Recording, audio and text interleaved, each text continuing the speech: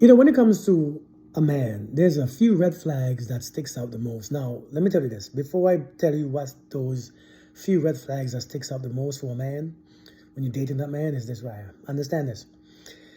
Just because it may look like a red flag doesn't mean that it's a red flag, right? Maybe sometimes the person that you was messing with before was doing that same thing, so that became a red flag to you. But sometimes everybody is different. And the same action doesn't always mean is the same red flag or the same motive behind the action. You see what I'm saying? But there's a couple red flags that stand out. Number one, a man who keeps just disappearing. He keeps disappearing. You don't know where he goes for days, he just disappearing. And comes back like nothing happens. If you see a man who keeps disappearing all the time, mark that one off. That one ain't in it. And then he can't explain where he came from. And when he disappears, his phone ain't working. His phone is dead. He can't call. He lost no signal. And he does it oftentimes. That man is going somewhere that's... A man who disappears is a big red flag. Please save yourself some time. The first time he disappears on you for a couple of days and you can't hear from him, no text, just end it right there. Don't worry about where he been. Where he been is not important. It's irrelevant. But understand, he been somewhere that you're not allowed. He been somewhere where he wasn't allowed to talk to you, to call you or text you. Let that man be where he is. That's where he want to be. Let him sit there. That's a huge red flag.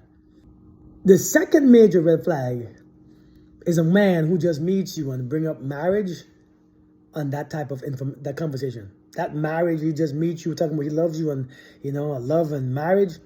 That is a major red flag. That man, oftentimes, what that man does is, as you call it, he love bombs you, if that's a term. He love bombs you. He give it all in the beginning. And then he put you on hold. Oftentimes, he put you on hold. He tells you all the things that he knows that you want to hear. Because a lot of times, let's be honest, a lot of women think if a man speaks marriage and speaks deep, conversation about relationship, that he might be more serious. You might take him more seriously.